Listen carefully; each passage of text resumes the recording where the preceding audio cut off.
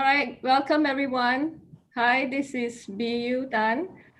Welcome to Pecha Kucha Night Penang Vol.11. We've been running this for a long time, several volumes. And this is our first time collaborating with Singapore Archifest 2020, a special edition of us celebrating World Architecture Day. And welcome again to all of you. We've got a great turnout, more than 400 plus, close to 500, round of applause to all of you. First time we are doing this virtual, this is the second time, and it's great that we have such a great turnout. And you've seen our posters blasted through our FB, and we have 9 presenters this evening, all sharing how they are doing their part in improving the way of how we live. And we're going to bring in all the presenters now. Hello. Hello. Hi. Hello. Hi, everyone. Hi. Everyone. Mike, and we have Singh and Wei Ping. We have Jing, Shiyun. We have Miya, Noriko, Nicholas. Not to say hi. Did I miss anyone? We have Professor Chong Keng Hua, who's going to be our co-host. We have Summer. Hello. So happy to be here, Thanks B. Thanks for having us. Yeah, it's great to have you here. The virtual backgrounds look fantastic. We look unified. We look like we've done our homework. Well done. Well done to the design team. Great job. We're going to explain how it ties to our theme this evening. And we wanted to do this frugal, economical cardboard inspired by cardboard base. So I think we will see what the presenters have to say for the rest of the evening. Okay, Bye. see you for now.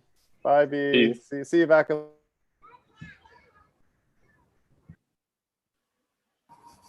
So I'm just going to share a little bit, Brian, about because for today we have a lot of new faces.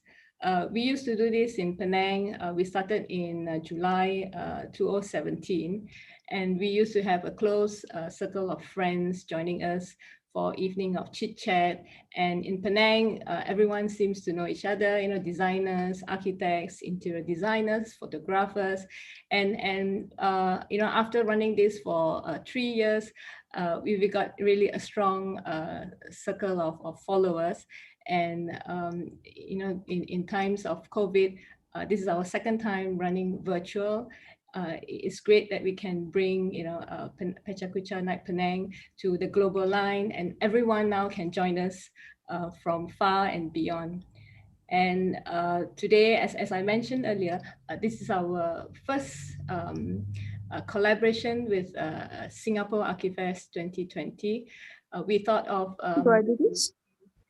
World Architecture Day because Archifest is also happening in October. So I spoke to Keng Hua and said, why not we can collaborate and do a special edition of World Architecture Day, and that's how we it ends up right here.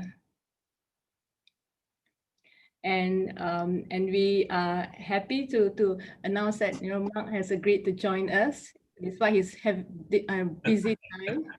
Thank you, Mark, for coming and to say thank you, everyone. Mark is our co-founder of Pecha Kucha.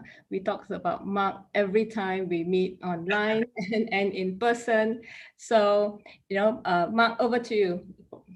Thank you so much, B, and hi to everybody in Singapore and Penang. And we're really excited that you put this joint night on together. These are these new things that are coming out of this difficult moment we're having all around the world. I put together, I think, 6 slides. I'm going to do a mini PK. I don't want to take anybody's sales. So as B said, I'm the co-founder of PechaKucha. We started back in 2003. But we have a day job. We're architects like most of you. And we run a practice here in Tokyo with my business partner, Astrid Krein, and Hisayama Yukinari. We have 25 staff. And we design buildings like this. This is in the heart of Tokyo. It's called Ginza Place. And it's the global showroom for Nissan. And we're lucky to do jobs like that. But we're also architects, and not only are we architects, we also, and with a day job, we have a night job too, running PechaKucha Night. And PechaKucha means the sound of chit-chat in Japanese. PechaKucha, PechaKucha, PechaKucha. It's an onomatopoeia. And at the dawn of digital photography and Keynote on the Mac, we started running these show and tell evenings to allow architects and designers to show and share their work. But you know what architects are like. We all talk too much, especially about that boring handrail detail. So how do we get people to move on where we only give them 20 slides for 20 seconds? It was a one-off event in Tokyo, and amazingly, it spread all around the world. And now we're in amazing 1,245 cities, which is really, really incredible. It's spread from Tokyo around the world over almost 17 years. We didn't go international until 2006, but it's been amazing. And this very simple format with no video, just simple images that's making you look, listen, and think. The pandemic was a huge shock. We were having 120 events around the world in January and February, and then March it slowed down. We had none in April, but we pivoted, we went online, and we started running these Inspire events, getting inspiration from how people were getting through the pandemic. And we've held over 100 of those around the world. And we've been doing this through our new online software called PechaKucha Create, which we hope you all go and look on the website. And it allows us to run and organize events like this really simply. You upload 20 images, you voice them and share them. And it's being used in schools and universities around the world. And it's being super, super successful. We have over 65,000 beta users. So I'm going to cut this short now. I just welcome you to come to Design Art. That's our design week in Tokyo, which we're the co-founders of. And our event is online next Thursday, the 22nd of October. And we have some amazing speakers from all around the world. So please join us at that event. So without further ado, I'll hand it back to you guys. I don't know which side you are, B, on my screen, but I'll hand it back over to you and wish you a great night. And I'll be interested in what everybody's got to say. And we'll see you a little bit later. Thank you so much for the great introduction. I wouldn't have been able to do it as well as you. Right? Oh yeah, I got the t-shirt. All right, okay. So thanks again, because I thought you did it really good introduction. Also one little shout out to Brian. So Brian, who's helping direct and manage the whole event tonight, is here in Tokyo. He's the global dude and helps put on all these things together. And he's under a lot of pressure to make this work tonight. And but the little hiccups and glitches make a part of it, but it's going to be super smooth, I know. So Brian, thank you very much. And thank you, B. And good luck, everybody. Thanks. Thank you, Mike. So it's great to hear from our co-founder in this special edition. And I just want to explain a little bit of Go-Ro. You see a lot of this in our posters. Let's Go-Ro. And Go-Ro was a term coined by King Hua, to stylize the original word of Gotong Royong. For some of you who doesn't speak Malay, Gotong Royong is a word that means a communal work. We used to do Gotong Royong in school, helping out together to clean the classroom, or villagers in a village helping to build a hut. So we thought it's great that King Hua coined this Go-Ro, Let's Go-Ro, where the panelists today is going to share how they've been working hard on creating, making a difference in the community. And we thought by bringing them together in one evening, it will really be a meaningful sharing of how everyone in the built environment could be working together towards a common goal, and today it's great that we have King Hua and Summer joining us. King Hua is Festival Director of Singapore Archifest 2020. Probably the most important person in Singapore in October, right, King Hua? I wouldn't say that. Appearing everywhere and every day in every forum. So it's a privilege for you to agree to collab with us, and we thought it's a great opportunity to merge, and do this sharing online. And well, this is Gotong Royong, isn't it? Exactly. So why don't you share a little bit on how Gotong Royong ties up to the theme of Right. Yeah. Before that, let's welcome Summer as well. Summer is yes. my colleague back in the Hello. SUTD, Hi, Singapore everyone. University of Technology Design. We work on teaching and research together, and very humble and honored to be able to on this stage together with you and so many of our speakers today, and Mark. Really honored to have Mark and Brian join us as well. And since Mark's showing off his t-shirt, I also want to show off my t-shirt. Architecture saving our. Sorry, Summer, I forgot to give you one. Yeah, I haven't collected mine, so I wore a black shirt just trying to blend in. Just to hide the sign, right? Yeah. Yeah. So Summer and I and many of our colleagues are working on this Singapore Archifest 2020. So the whole month of October is actually our festive month for architecture. Also aligned with World Architecture Day as well. So this is how I think with BU we have been talking since the beginning of the year before the pandemic. Say, hey, we must do something together. Yeah. I was in Penang. Yes. So I was like, yeah, how can we do something together? And just so happened that, with pandemic, I think it's also come with opportunity. We talk about how architecture and art and design and placemaking, how can we also do our parts to respond to the crisis, not just the pandemic, but also environment, social, culture. And with that, I think we came out with this idea of Gotong Royong. And then we said, maybe we just make it a little bit of twist and just call it Goro. And I think we're really happy that you like it.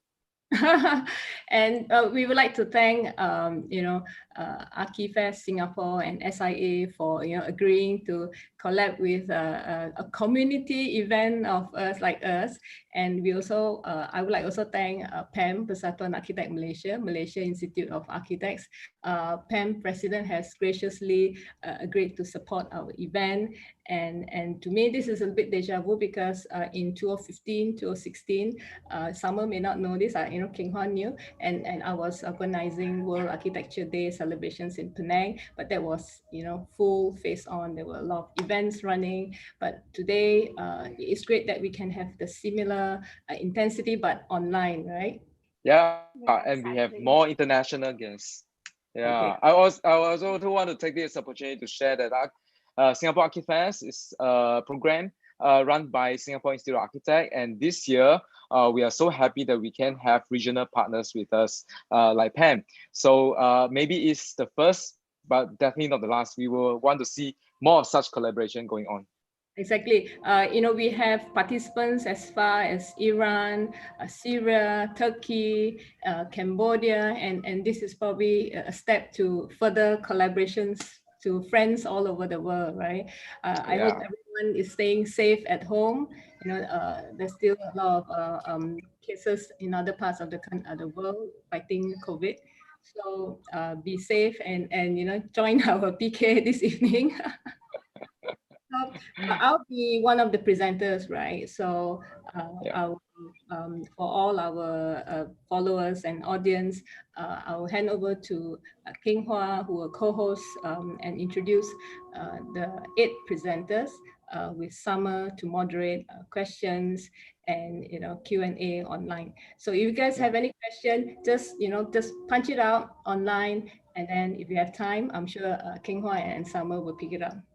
So Yes. I'm gonna bow out, and I'll be back later on and let you both, introduce our presenters of the evening. Okay. Right. Thank you, Thanks, Bio. Bill. Thank you. Thank Yeah. you. Yeah. Like Right. what you mentioned, like since everything is moving online, and we are also honored to have all the presenters from Pioneer lining up, and they'll be sharing their venture in using design as a means to build a more cohesive community, which is very well in line with our theme of tonight. So now it is with special excitement that I'm pleased to welcome our first presenter of the night, Noriko. So Noriko is a community designer from Studio L, which they emphasize a lot on the empowerment of community. The empowerment of communities through community participation. So now let us hear from Noriko on her venture in how powerful community design is in bringing people together. And please join me in welcoming Noriko. Over to you, Noriko. Hi, thank you very much, everyone. I've been seeing you all preparation, everything. You must have been spending so much time and effort into making this to happen. And I'm really honored to be here, and thank you very much for the opportunity to share some of our projects. So I hope people who are watching could enjoy the 20 slides that I'm going to share with you now. Okay, so my name is Noriko, Deno from Tokyo, Studio L. We practice community design, and we create the opportunity for the people in local area to meet, talk, think and act for their lives and their futures. I'm going to share 3 projects from my past projects. And so this is how we do basic method. We start with interview with the local people, and then we hold a workshop, and then do the team building, and then we support their action to realize their ideas and futures. Okay, and this is 130 years old former sake storage and dance hall turned into Art Brut Museum in Fukushima. And Art Brut means art created by people who are not academically trained, and the owner wanted to open the doors to everyone, especially the local people. So in any project, we start to talk to people in the area. We usually go and see them at their homes and workplace because Japanese are so shy. So they need to feel safe and comfortable to talk to the strangers like us. We have sent our interns to live by the museum during the construction to build a relationship with the local people. And people started to give them food. Here they have given the clothes from the late husbands from their old ladies who passed away. By this time they trusted us. So this is the opening day of the museum. We wanted to reveal the building by pulling the curtain like it is the beginning of the show. So we prepared a big layer of cloth, patched cloth, which are made from unused cloth or from home or evacuation center from tsunami. And this is what we wanted to see. The local people coming to museum in their aprons. They feel safe and comfortable to come in like their shops. And it was really welcoming people from all walks of lives and places in local area. Now this is Hiroshima. Millions of people visit to see this World Heritage every year. However, there are many other areas who are suffering from aging population and population decline. The council wanted to create the activities which could attract the visitors as well as rejuvenating the local area. Through our interview, we met this lady on the left. She's a volunteer tour guide for this once famous but now slightly forgotten town. She wanted to contribute for the visitors. Initially, she wanted to provide her house as a place to rest so that people would stay and enjoy her town a bit more. And we went to her place and we discovered these okan art, which means mother's art. They're very popular amongst all the ladies to create something from ordinary items such as leftover cloth, origami, and newspapers. We suggested her to open her okan art museum for a short period. The space was packed. She opened it for 10 days and expected about 5 people a day, but it turns out 800 people came. What surprised her most was the local neighbors whom she didn't meet for ages because they were too old, but they came and have a chat every day. And Hiroshima has 142 islands. In old days, they used smoke signals to communicate with neighboring islands. Now, internet is everywhere, but this guy wanted to connect the people once again in this way. So he created smoke signal relay. he invited more than 60 local communities to participate in this smoke signal relay. In every minute, smoke signal to let neighboring island to smoke their signal. And they have collected weeds and leaves from their gardens and parks. And this is how they're trying to see if there's a smoke on the other side of a hill. And they gaze and trying to see if there's a smoke.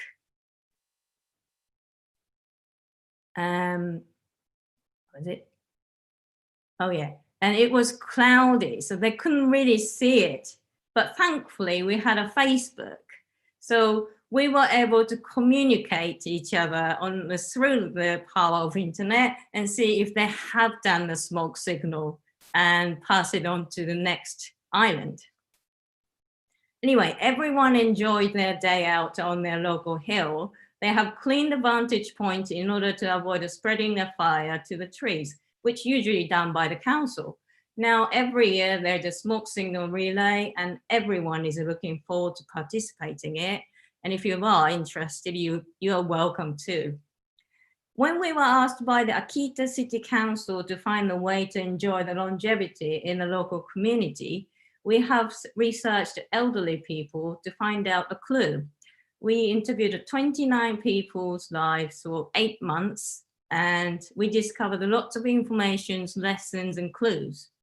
So we shared our information in the exhibition. In this exhibition, we have displayed how people wear, eat, live, have fun, and their life stories. We also invited the local people from all ages to promote this exhibition. And we also found how the relationship of that person relate to their health. In this diagram, it shows how often this person engages with different types of people.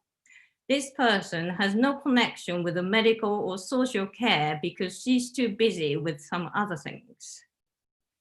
And meeting people. The key to enjoy the longevity in the local community was to have friends with an age gap, preferably about 20 years. So we decided to run a workshop to find a way to make friends with an age gap. And they found a formula, which was having fun together instead of having fun on their own. Okay, thank you very much. Woo, bravo! Wow. That's Fascinating. A really lovely presentation. Very, very moving. And, really? Oh, great. Fantastic, fantastic. Yeah. Oh, great. I think there's so much we can learn from you, Noriko.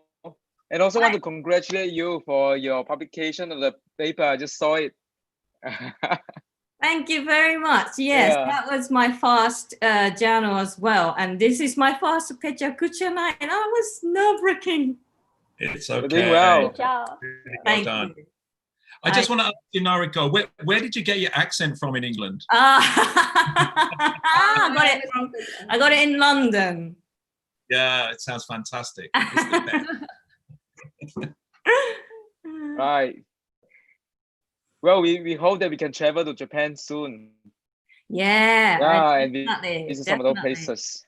I think the Singapore Tokyo Air Bridge is coming really soon because we're pretty calm here. So Yeah, let's hope that's the first air bridge. that's what I heard too. All right. With that, I would like to introduce the next speaker, Adib Jalal. Hi. Hi, Adib. Hello, Hi, how are you? Hey, Adib is my good friend from Singapore, and he's a placemaker, urbanist, and writer as well. And he's now working. He's actually co-founder of Placemaking Studio, Shophouse & Co. in Singapore. And he is actually my predecessor of festival director Archifest back in which year was that? 2012. Wow, seems just like yesterday, right? Yeah. So tell us what you've been working on. I think you talk about lovable places. Are you going to share with us more here? Yeah, I mean, I was moderating a session with Design Singapore recently. but I'm going to give a glimpse of that like in my slides. Yeah.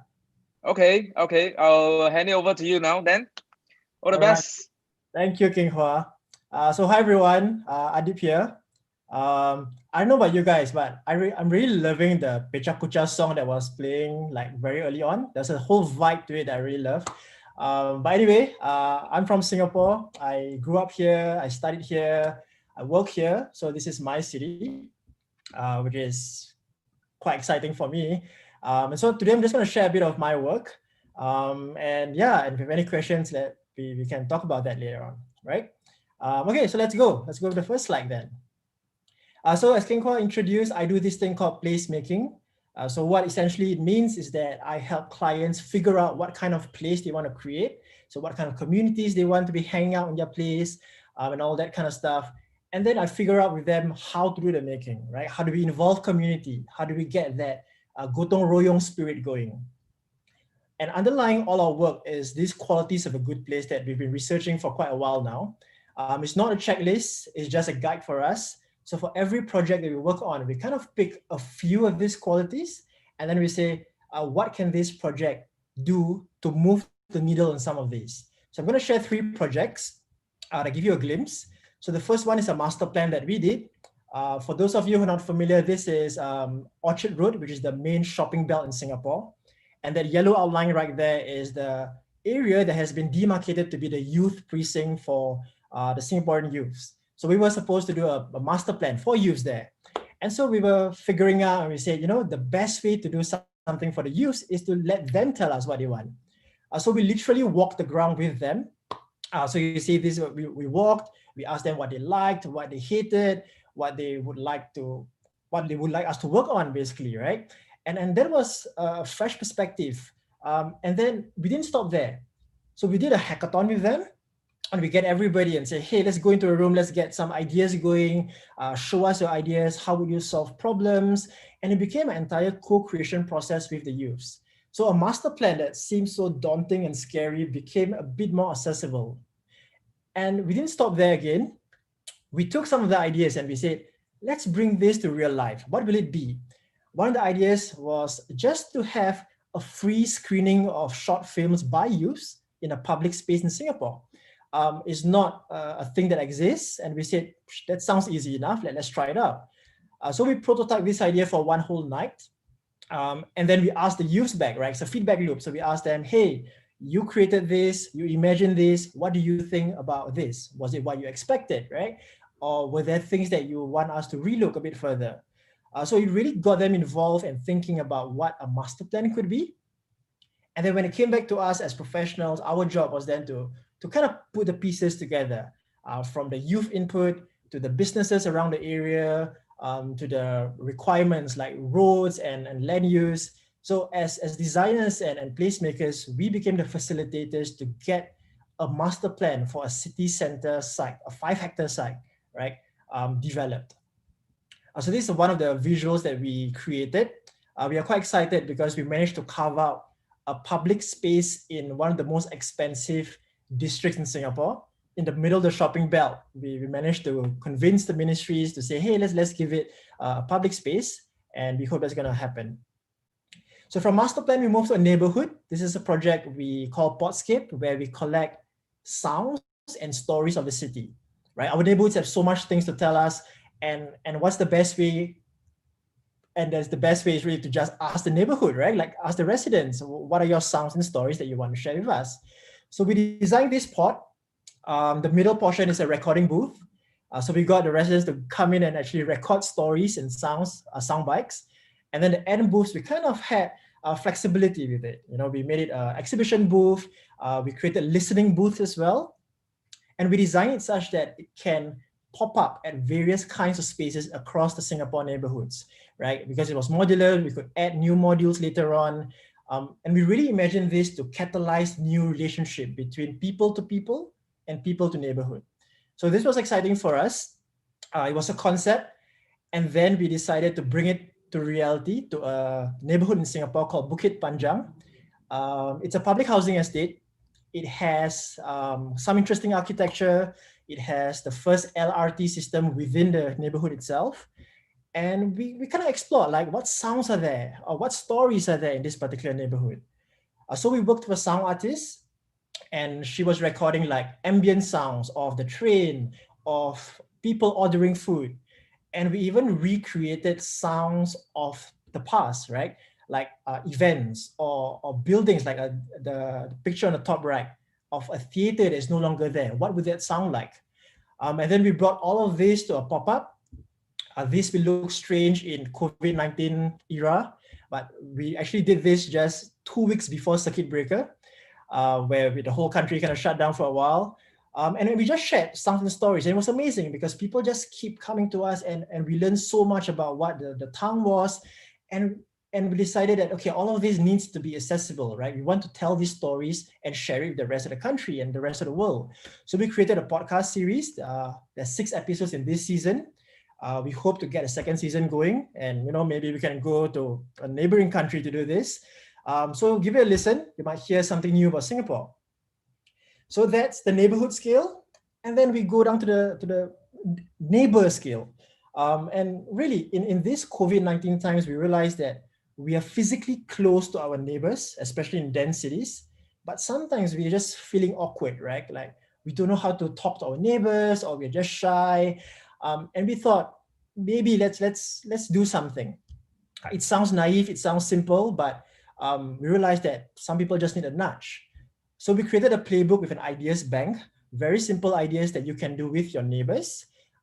It's not complicated, but we think that if you can do simple activities with your neighbors, that could be the building blocks for us to be a more resilient community.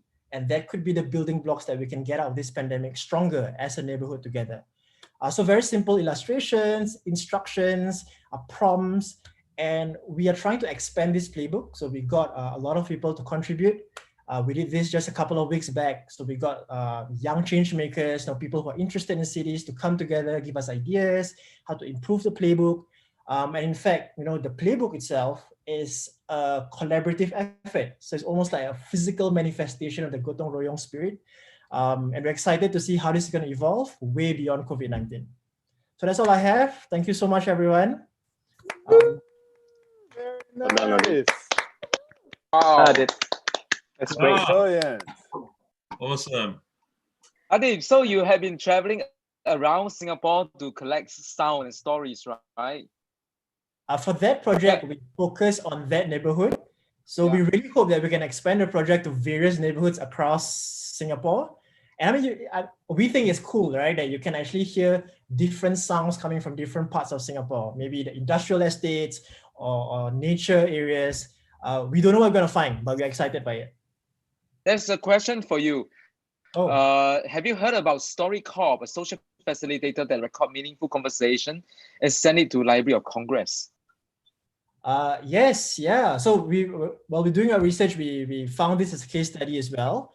So there's a lot of like very personal community conversation that was happening there. We were very inspired by that as well. But for our project Podscape, we really wanted, coming from a more urban perspective, from an architectural, I mean, we're all curious about neighbors and neighborhoods and the urban sounds. So it took a slight spin to it. And yeah, so I think there's a few projects that focus on this. And I think this COVID time just make us appreciate our cities in a totally different manner, right? Yeah. Like we're looking at hearing things that we've never heard before even. Hey, Adib, you just said at the beginning of that you really like the PechaKucha song. Okay? Yeah, I love that. There's a great story about that. So we have International PechaKucha Day on the 20th of February each year, and we hope you join it next year. But for 2020, which was going to be our year, it's turned into a really crazy year. So JJ Timbo, who runs PechaKucha Night in Cotonou, in Benin, in West Africa, wrote that song for us, and he's a big DJ rapper, and it's an amazing song. I've just put the link in the chat so you can listen to it again, but it's really amazing. Yeah, it's such an earworm, it's just like really a whole vibe to it. I love it. It's amazing. It's amazing putting all these creative people together, what happens. So anyway, thank you for a really lovely presentation. Amazing. Thank you.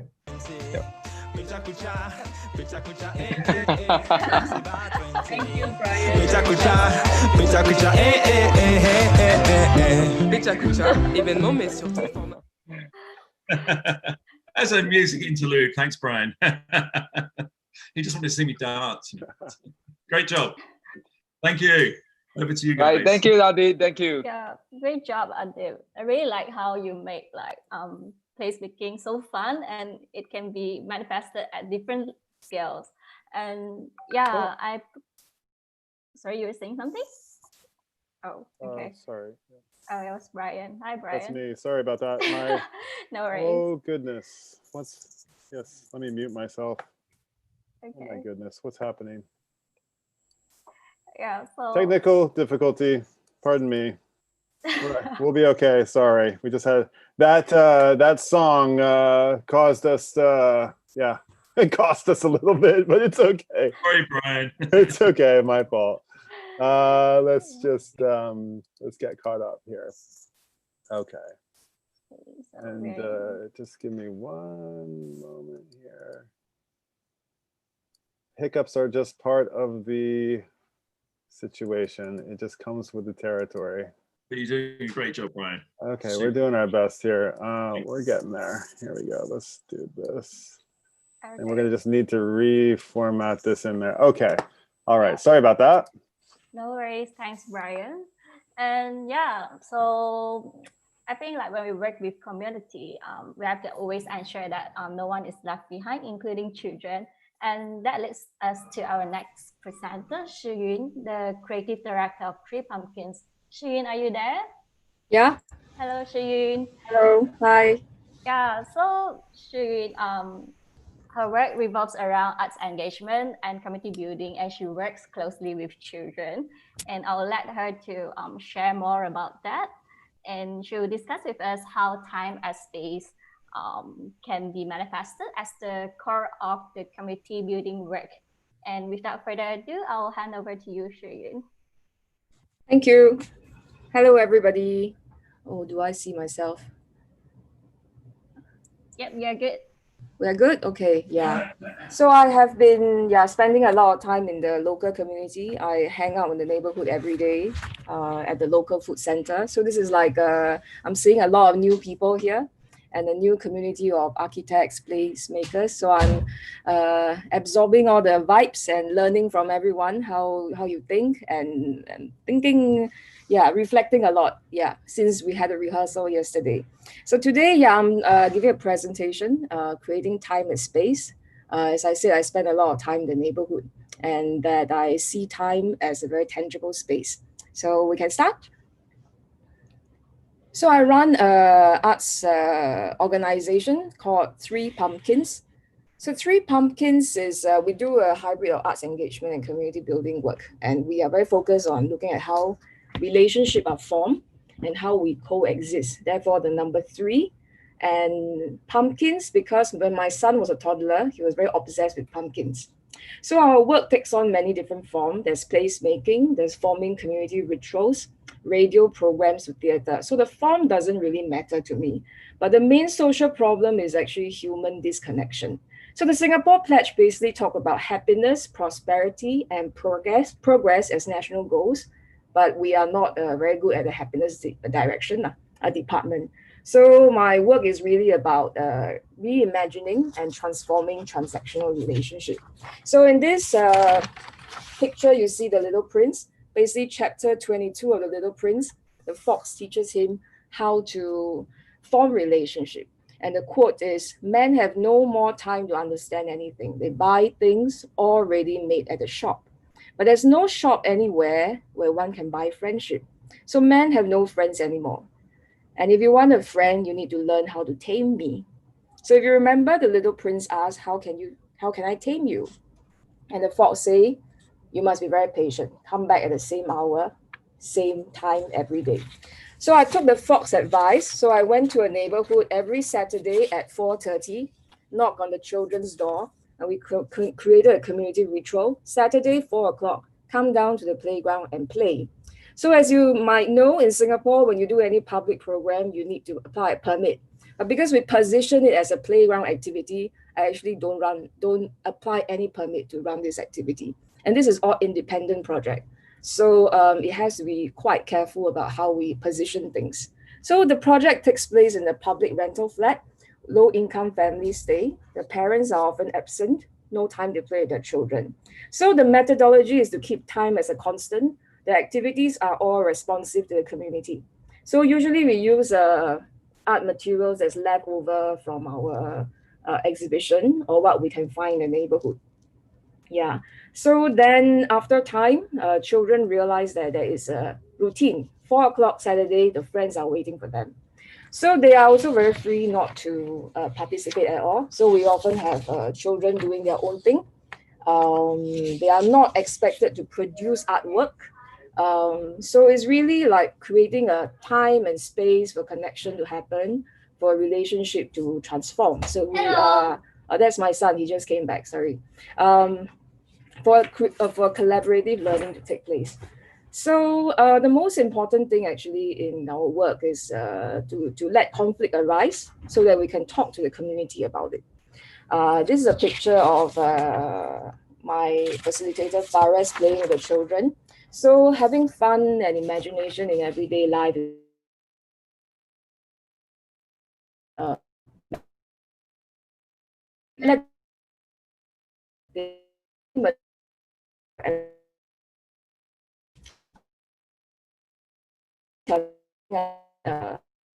every day.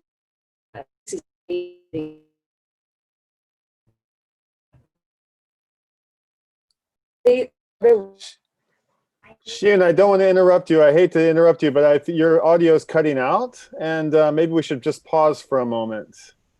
Are you there? Can you hear us? Uh-oh, we may have lost Shiyun.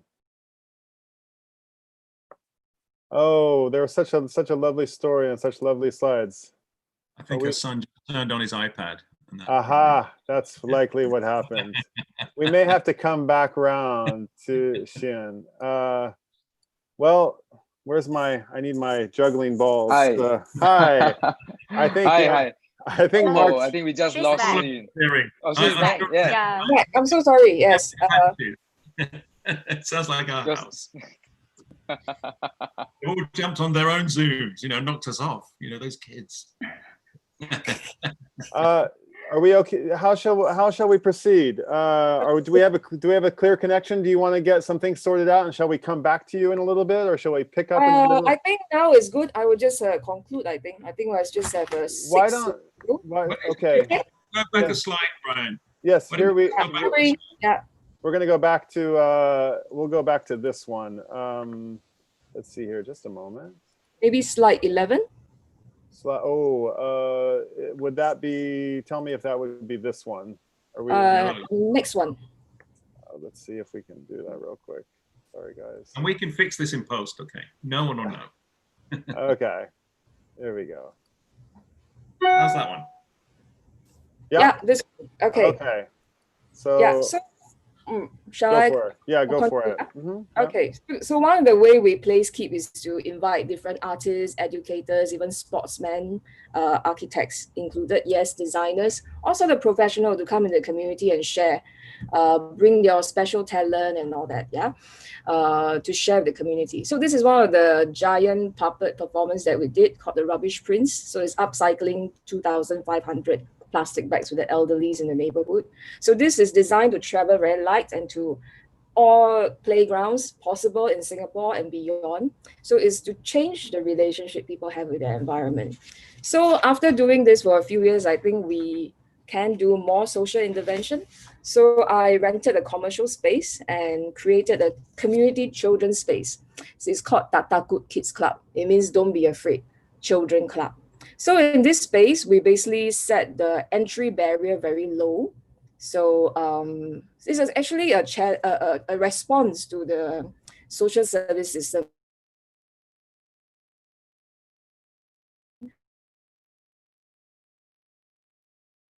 So in this space, totally not like that. You can just, are we stuck again? Go for it. Okay. Yeah, so in this space, children can co-create. They learn to take care of the space. They have to even fundraise for themselves. So to simply say, this shop sells friendship, but you can only buy it with time. So over time, relationships are built. There's many unique characters and connection. Then it enables collaborative learning to take place. So the most telltale sign when the program is successful is the children open up. They feel accepted. They gain confidence to ask questions, speak up for themselves, speak up for other people. So the other part of Tata Good Kids Club is also to challenge the idea of having to spend a lot of money and to set up, to create the illusion of a very successful community event. So everything is very makeshift, but the relationship is very real. This is especially, I think, responding to how Singapore organizes event, because we tend to spend a lot on setup, but not on relationship building. So actually, by reducing this cost, we are able to buy ourselves time to really spend time and hang out and not do anything. So the work actually promotes unproductivity. Yeah, so now the next 3 years, I'll be developing this, focusing a lot on developing a community children's space. So I also like to connect with anyone who's very interested in this work to talk more about how such a space can work, especially for children from disadvantaged background. Yeah, so recently we have a young volunteer who just passed away. So community come together and remember her. So I think the important thing and the lesson from Little Prince again is it's a time we have wasted for our roses that make them so important. Thank you. Bravo! Wonderful! Wow. Amazing! Marvelous. Yeah. Sorry about the sun and the disconnection. I thought Well, it happens. All of us. I love the stories. Yeah, really. Yeah. I think there's lots of really great learning for other cities around the world and what you do. You rented a space for kids, and this notion of unproductivity, I think, is really important. Yeah, just taking, stepping back and being unproductive is as important as being productive. So that really lovely presentation. Lots to think about there. Thank you. Thank you. Yeah. Yeah, Such and then heartwarming go? stories. Yeah. Next Summer. Go on, go on. Yeah, I mean, like, it's really heartening to know that like play doesn't have to be expensive, and yeah, you can bring fun to all the kids in every neighborhood as well. Yeah. Yeah, the irony is that it's a lot of work to convince people not to work. Well, I spent a lot of time convincing my kids to go out and play it as well. Yeah, so I want to take this time to actually just have a quick reflection on the past 3 speakers. I think there's some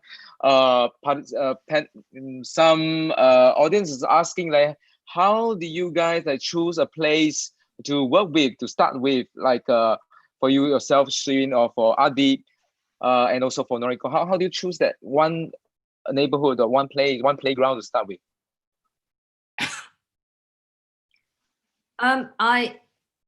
We are usually approached by the local authority, like local council, ask us to if we can get people involved with making a plan or park management or social welfare care system, all that kind of thing. So we don't get to choose. Well, I mean, we don't choose a place to go, but they come to us. That's how it usually happens. Adib, how about you? Yeah, I think for us, I mean, the project that I shared, we were approached by the people who were looking after those places. But there are some projects where we were the ones who initiated the contact. And I think those would be closely related to our areas of interest. For example, we did a project around our own office area called King George's Avenue. So because we knew the issues and then we had a close affinity for our own neighborhood, so that we initiated some projects. Yeah, so if we self-initiate, we tend to have a very personal relationship with it. But other times, I think, yeah, we do get approached to work on these projects, and I think that's a yeah, it's just a wonderful opportunity to be approached to do this stuff, really. So you actually choose to work in places where you stay, right?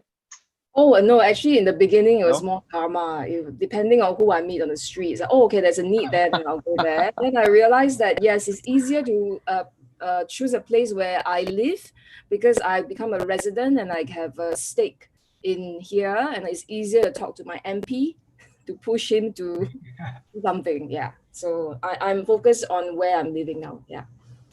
Right, right.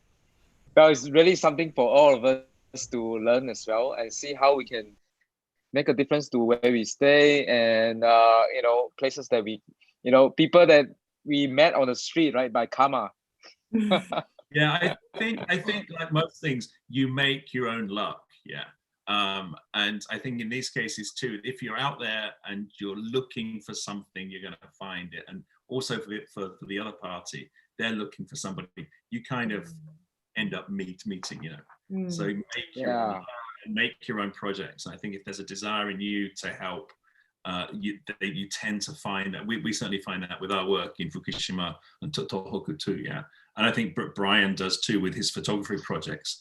You know, if there's a will, if there's a passion within you, you tend to somehow find that passion in the other people that are looking for you. So yeah, really, really great. Yeah. Well, thank you, Shuyun. It's so touching and to hear all these stories. We love to hear more in the future. Thank you. Thank you. And from playing with kids, I think we're moving on to how do we designing spaces for kids. So let's welcome Key. Hi everyone. Thank you. Hi, Key. Thank you, King Hua. Hey. Hi, how are you? Hi, good. Well, thanks for joining us tonight. And it's really interesting because Key and I also, I actually rented this small little meeting room at his office. Yeah. But we haven't been going back for yeah, we haven't been going many back months. because of COVID. Yes, we are missing you. But but it's good that we all meet here right now and meet up with all our international audience as well. Key is a director of Freight Architects, the architecture firm. He's a registered architect in Singapore and has been working on many award-winning architectural projects, especially childcare and senior care. And perhaps, Key, you want to share with us more? Yeah, thank you, King Hua. Yeah, take it away. I will share more with you. Okay, hi everyone. I'm Jing, partner and design director for Freight Architects. Okay, thank you once again, Archifest and Pecha Kucha for inviting me to this talk. I'm really honored to be involved. So I will be presenting our works on care spaces. Okay, let's start. Freight Architects is an it's an architectural firm that has quite a diverse portfolio on private residential, as well as our special interest in community care projects like childcare and senior care spaces. So today we will share with you some of our works in childcare and senior care. So this is a map of Singapore. We started our works designing a lot of childcare centers in void decks. Void decks are actually empty ground floors of public housing blocks we call HDB, and they are freed up for community activities. So today we have designed more than 60 void decks, and recent years there's a shift of emphasis from classroom learning to all outdoor learning.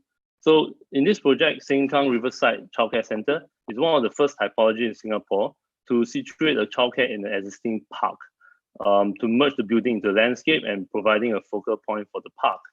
So residents have been very receptive on this new center. Okay, we designed a very open interior space that connects physically and visually to the park. This gives the children a very immersive nature learning environment. And curriculum has also changed a lot and tailor-made, especially for children to venture out and connect to nature. Basically for Singapore kids to get their hands and feet dirty. So there's also an internal garden created for storytelling in the park, in the internal park. And the space is perfect for indoor sports and arts classes. So children can actually cycle around the building on the second floor. So this project, Fernview Childcare Center, is the second center that we did for the same operator. So adopting the same Biophilic concept, we designed a huge ETFE canopy shaped like a nest fern leaf that covers and provides shade for the entire school. So this center has been completed recently, and classes has started about 2 weeks ago. So the school has a capacity of 500 children with classrooms and surrounding a Biophilic playscape and atelier. So there's also a small running track as well as a traffic park on the rooftop for children to actually learn about traffic rules in Singapore. And what we did to the facade, we created planters along the facade, allowing the creepers and plants to actually flourish and cover the whole facade. It also gives additional shade to the classrooms, and the foliage shadow actually brings in the feeling of outdoor into the interior classrooms. So children and caretakers are greeted every morning with this Biophilic playscape at the entrance and the heart of the center. So this area also forms a very calming environment, especially for those very young children or parents with separation anxiety. So they come here and say goodbye to their kids. So we move on to the next project. We got this very interesting project, kind of adapting and reusing an old high school compound into a childcare center. So the tricky part is to build a Biophilic playground without demolishing an air raid shelter below the basketball court. So we have to think about a lot of creative ways to create a safe environment. So that we started saying, hey, let's cover the whole hard court and air raid shelter with a thin layer of landscape, creating a surface of a playscape, and using a ribbon walkway to link up the playscape with classrooms, thereby creating a secured environment. So the Biophilic playscape is divided into a few zones that are linked together. We have a dry stream with collected rainwater release on demand to let children understand gravity, river formation. We have a forest walk pavilion to understand trees, flower pavilion, as well as amphitheater. So this ribbon forms a protective barrier, so children do not wander off unnecessarily. Openings are made so teachers can easily manage the class, and it's also formed a very simple visual guide for children to navigate around the space.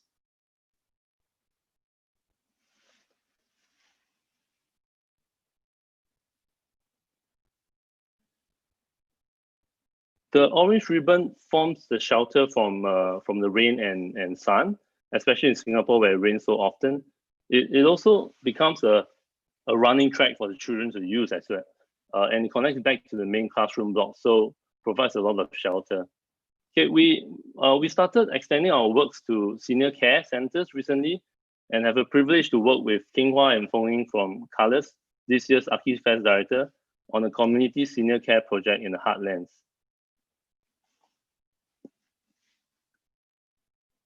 So Ang Mo Kio Touchpoint is a senior activity center that is extended from a public housing HDB void deck. Through the design of Touchpoint, the void deck actually remains largely public space for all locals, giving seniors more flexibility to use these spaces collaboratively, heightening their sense of ownership and feeling of community. So it's a launch pad to connect residents and support seniors to live more independently with facilities like rehabilitative therapy, common activity area for community cookout, community farm, and also a gym tonic, which is like a community gym. So following Ang Mo Kio Touchpoint, we continue to work with Gym Tonic on this center. Okay, Gym Tonic is an initiative by a Lien Foundation. They use state-of-art gym machines to offer smart strength training to seniors. So we wanted to create an exciting and youthful space for seniors to work out and feel revitalized. We created this canyon-like space with hanging landscape plants to transform the space into a runway for seniors. So seniors gained a lot of confidence in strength training, and many actually commented they feel younger again in this space that's specially designed for them. So lastly, we have been continuously challenging the design concept for care spaces, redefining where centers can be located and how the design can integrate the community. So hopefully our works can bring us more into creating more interesting intergeneration environment for Singapore. Thank you. Wow, wonderful. Thank you. Wow, fantastic. Can you tell Surprised that you also shared some of the project. Huh? Yeah, Mark. Could you explain a little bit how the schools are funded in Singapore? I mean, they're beautiful projects. I was just wondering, Oh. here we are at Tokyo trying to develop schools, and I was interested in the funding and how, Right. who actually is a client for those projects. Are they No, private yeah. schools or government schools? They are co-funded actually, because they are all private operators, and governments subsidize some of the cost for construction. Because basically the government spot demand in different new heartlands, new neighborhoods, and then they allocate sites for operators to tender and bid for the center. Yeah. And would your operator be somebody that's running other schools as well? They've got good experience in. Oh yeah, definitely. So I was we're actually doing a lot of these small centers, void deck centers, in the heartlands, where they have like maybe like 30 students a class or something. Then because the government thought that it is a better idea to consolidate these centers so that they can have better resources and better facilities. So then these operators are invited to tender for bigger centers like that. Yeah. Right. Sorry, one more question. Sorry to keep interrupting everybody, but and how do you think the pandemic is going to affect your school design or the designs for the senior people within Singapore? It's an issue that's cropping up with us here in Tokyo. Yeah, that's a very good question, because I think it happens globally as well. I mean, for childcare, we have to be really mindful that we design such that it's designed in clusters. So at any one time, like certain clusters can be closed off, and you can actually kind of prevent the spread of, well, not just COVID, but hand, foot, mouth disease and all these kind of things. Yeah. So, but for senior care, it's a bit unfortunate, because unfortunately seniors are more vulnerable to COVID. So a lot of these centers are capacity are capped and limited. So while I've been talking to a lot of operators, and there have been a lot of seniors are dying to go back. They can't stay at home for too long. Yeah, so there have been opening up more centers actually, and actually putting in more manpowers to get more staff to increase the working hours as well, operating hours. Yeah. Yeah. We found in Tokyo, and if you actually look at the numbers in America too, actually the death rates are down because everybody's wearing masks, and there's less flu and other diseases. So let's hope it continues. Yeah. Great. I think thanks, Ma. I want to ask the same question about how the seniors and all that.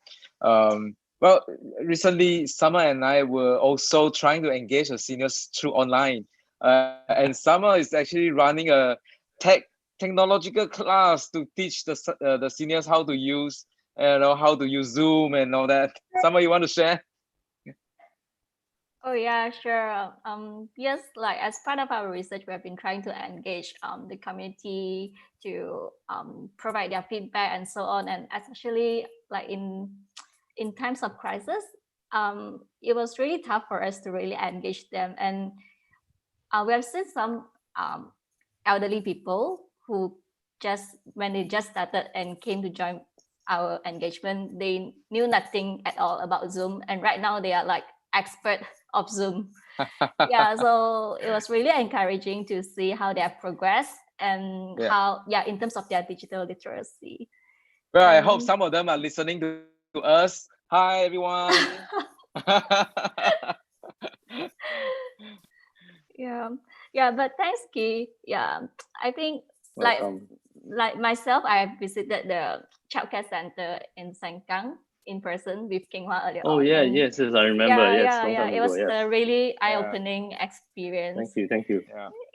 And I think for those young architects and designers here, I think he has really demonstrated how it is possible to push the limit in creating nice architecture and meaningful spaces for the users at the same time. So yeah, don't give up on architecture if you find it tough at some point of time. Yeah. So moving on, we have Miya from Urban Rural System at the Future Cities Lab in Singapore. So with Professor Dr. Stephen Kynes and team, their design research, the Expandable House, has actually just won the Best Living Space Award at the Indie Awards this year. Yeah, Miya, are you there? Yeah, I saw you. Yeah, so Miya, I will just hand over to you to share more about your Expandable House tonight. Yep. Oh, sure. Are you ready? Yes. Okay, over Thanks to to PechaKucha and Archifest for the opportunity to share. It's an honor to be here with other speakers and their inspiring stories. So I'm Miya, a researcher at the Urban Rural System at Future Cities Laboratory, FCL in Singapore. I'm Indonesian, but I'm living here to work here. And this evening, I want to share about the Expandable House and its pilot project in Batam, Indonesia, which is inspired by Asia. Let's jump to the slide. So this pilot project is a collaboration between FCL and the community of Kampung Melayu Tua Batam, Indonesia. The Expandable House or Rumah Tamba in Bahasa Indonesia is designed to be a new type of dwelling that can be adapted to many different locations in rapidly urbanizing regions. Why should we respond to urbanizations? Asia has experienced rapid urbanization, especially in monsoon area, where the land is fertile for food staple production, but also experience rapid population growth. 60% of the world's population now is living in Asia. Everyday life in Asia, Asian urban areas is inspiring us. So we research on 17 cities in Asia, focusing on street, living and working space production, and building facades. We learn how people do their livelihood and organize their limited space. Urbanization is unseparated with the contribution of migration flows from village and towns. So we learn this particular group, including house typologies for accommodation of increasing population, such as landed houses, social housing, shophouses, and so on. Gotong Royong is fascinating culture embedded in Asia communities in many aspects of their life. During COVID-19, we can see Gotong Royong across the world helping each other. In Asia, Gotong Royong includes building houses, changing their address by literally moving their house. So we choose Batam as the case study because we want to have grounded research, and it's one of ASEAN urbanizing city which is close to Singapore. We discussed the concept of sustainable settlement with parties in Indonesia and Singapore for having the interwave logic between theory and practices. There are unsustainable implementation from development concept due to agricultural land conversion and environmental destruction. So we intend to think carefully the concept as well as the implementation of sustainable settlement, which is tropical town, we call it, containing hybrid urban-rural land uses. The 16-hectare idealized tropical town has 1 hectare dedicated public facilities and other 15-hectare different design, combined between the housing, space, infrastructure. So tropical town follow incremental development as Asia characteristic. Incrementalism in the logic is the logic for tropical town and the expandable house. The metabolism diagram show in the first year, household need 36 square meter. When they have increased income and more household member, there will be increasing needs for space, water, energy consumption. Batam is one of Indonesian spatial zone where the land cannot be purchased due to state asset, but they are communal land owned by communities. Alwi, the head community wearing the brown coats, led the land to be built by us after discussion with other members. The house in Batam began with the first floor, 36 square meter, and has now expanded to its planned limit of 3 floors, 108 square meter, by lifting the roof and filling the more floors, including provision of infrastructure. The expandable house is designed around 5 principles. The first principle is sandwich system.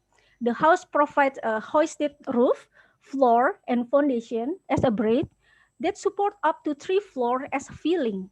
The system allows flexible financing, whereby developer provide the first floor and the resident provide infill as their budget allow.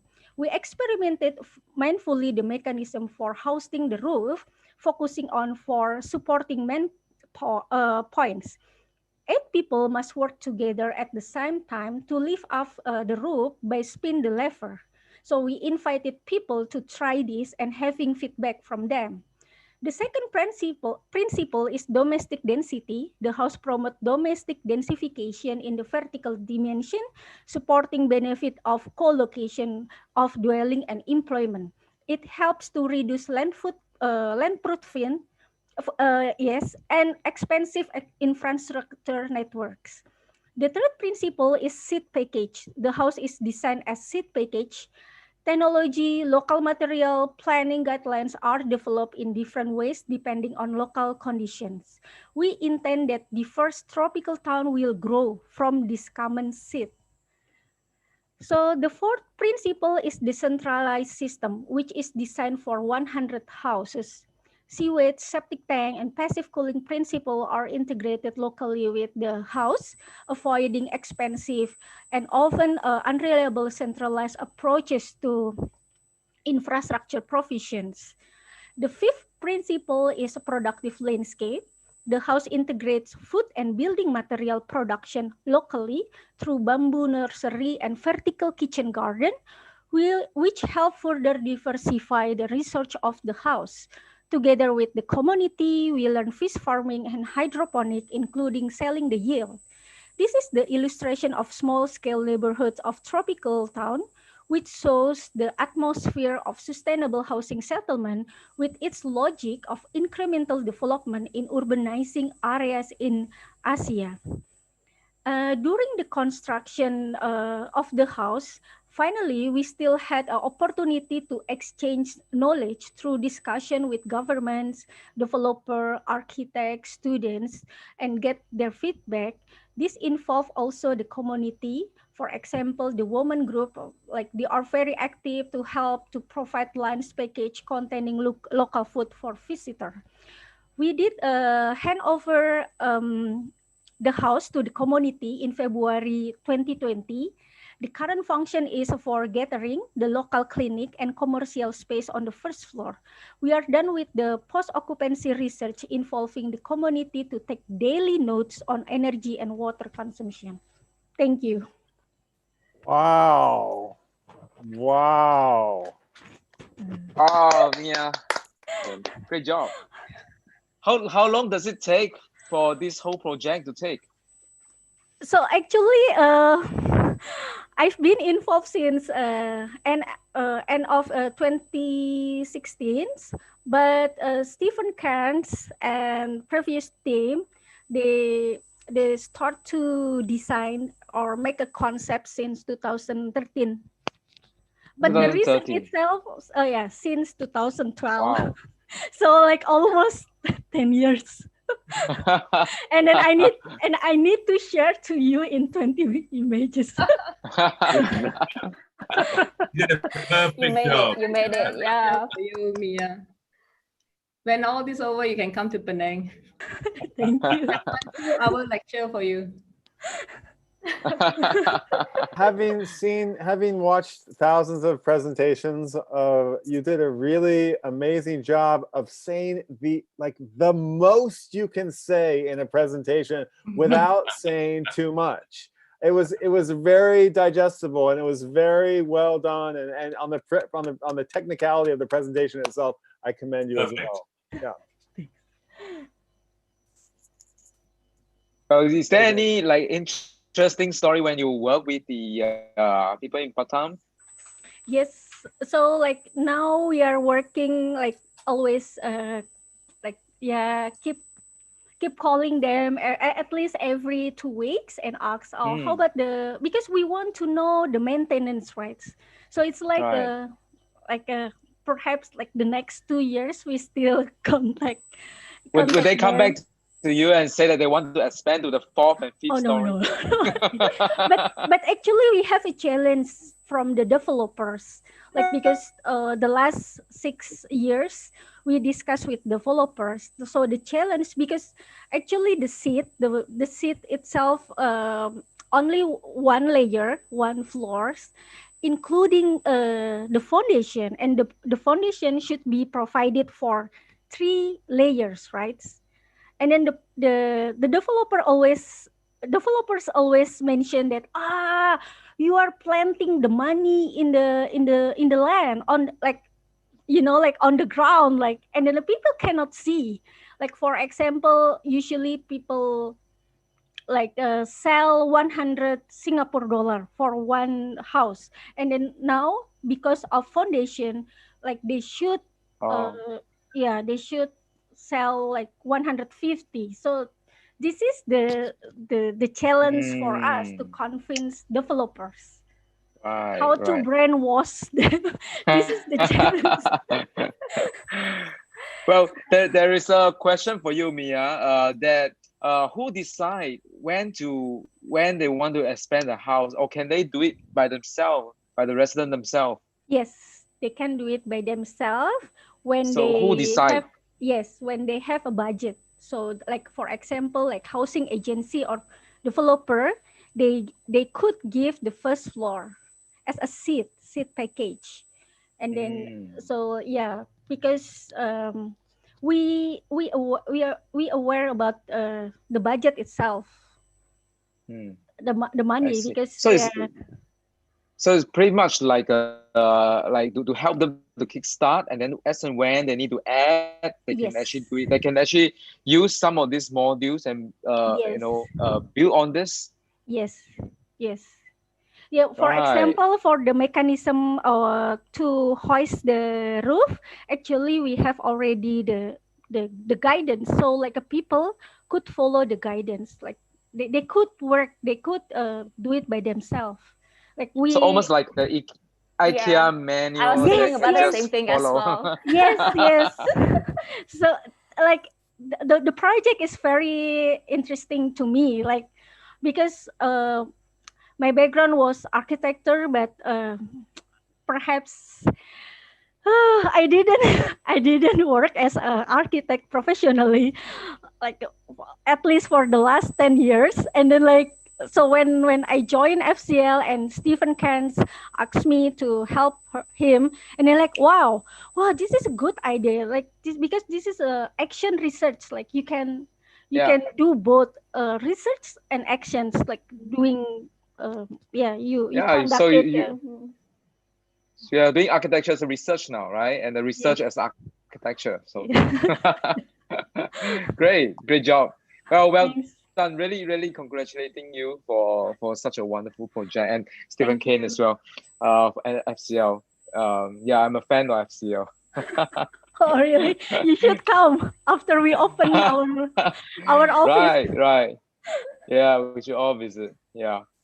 So from Indonesia, thank you, Miya. Thank you so much.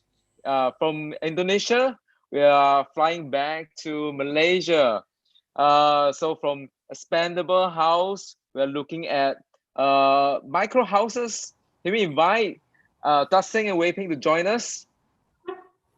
Hello there. Hi. Hi, Dustin and Wei Ping. Hi. How are you? Good. Wow, good. Hi. So you guys are, I heard that you guys are daydreamers and space thinker. That's quite a unique name. Do you daydream a lot in the office? Daydream is a must for creative people. Right. So all your staff are, have it's okay these to dream. definite hours to daydream. Night dream as well. You have night dream, right? I think we all do both night and day. And when I came across your project on micro houses, and I told you, I must hear from you. So thanks for joining us. Yeah. And well, take it away and share with us your projects and your daydreams. Okay, hi. I'm Wei Ping and I'm a Tat Singh. Tonight we're going to share with you 7 projects and stories entitled Tiny Space with a sort of big impact. We hope. Yeah, we hope. So we can start now. Yeah. Hi. Well, this is not our office, but this is an hotel. We call Hotel di Bumi. A very big project we got back then. It didn't materialize, but it makes us rethink about our relationship with the Mother Earth. So we want to make this place, it's not only for us, but for other living things too. So, wow, this is our office, but this is the back of our office. We have this brick wall to screen the afternoon sun, and we plant a lot of plants at the back. This is small office also encourage other species to coexist. Now we have 12 people and 1 cat. Okay, this L45 is a community library and a student hostel. Sitting on a small piece of land, we have to utilize the vertical space. Each level of half level has its function. Sleeping deck on top of washroom, staircase become a study table. We managed to insert 8 numbers of room, 1 small library, and that can contain 12,000 books. Located at old neighborhood of Bangsa, Kuala Lumpur. Its simple form somehow attracts lots of book lovers and architectural students. It is a self-sustaining project. Hostel rental is used to upkeep the library and operation. Although this private small project, the objective is to serve the larger community.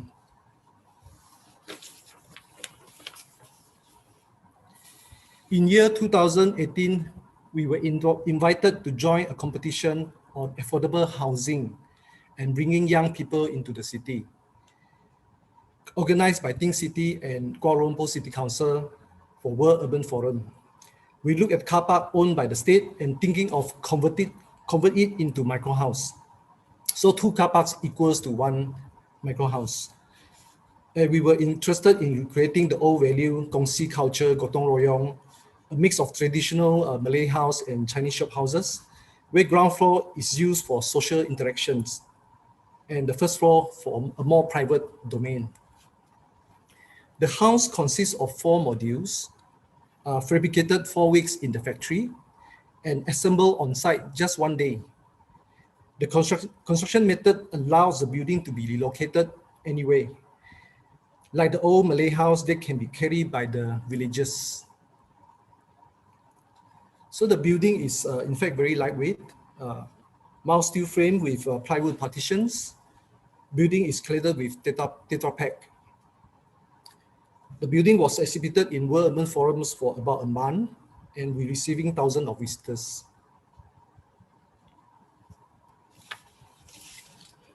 We did an installation project at a park collaborated with Archibald Studio in Taiwan.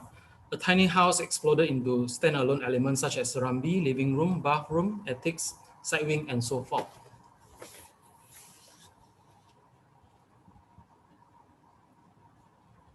We let all elements stretching out at a park and integrate with the surrounding landscape.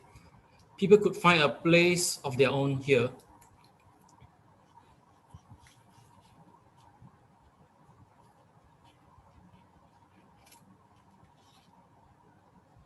And now imagine a camping experience where we occupy a tent space, but actually feel like we own the whole forest. So this is sort of tiny space that can achieve an amplified spatial effect. In 2019, we bought 2 pieces of land at KKB. We built this little tent. We call it Kuchu Camp, meaning camp in the air in Japanese. A name that we got from a Fishman, the Japanese band and album we listened to while driving to the place. We call this KKB bunker or KKBB.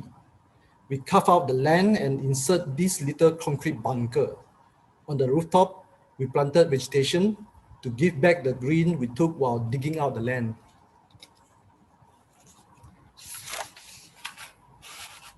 It is super simple, no walls, no windows, no doors. Essential jungle living, sleep on the timber planks, cooking with firewoods. Okay, we do have proper toilets. In fact, we got 2.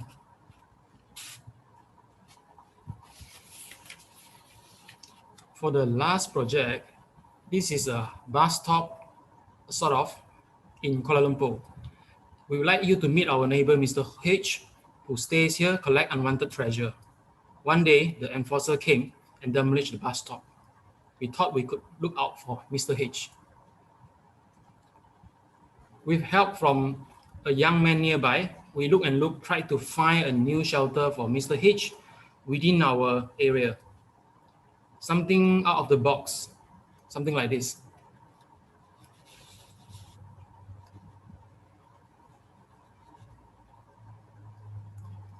Well, we plan for a moving in by gathering items found at roadside from the streets as building material, all the way from the bus stop to the new shelter along Klang River.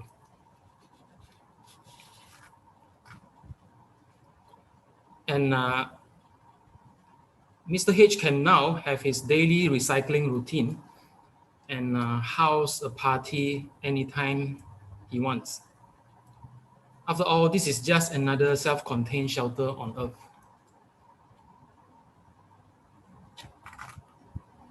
There are many people like Mr. H around us. We thought we could chip in our effort by planting a seed of possibility for them. We came out with a book about Mr. H.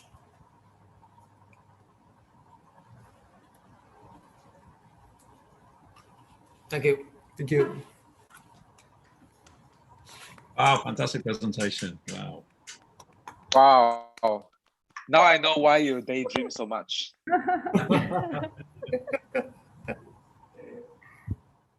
Really, very imaginative. Yeah.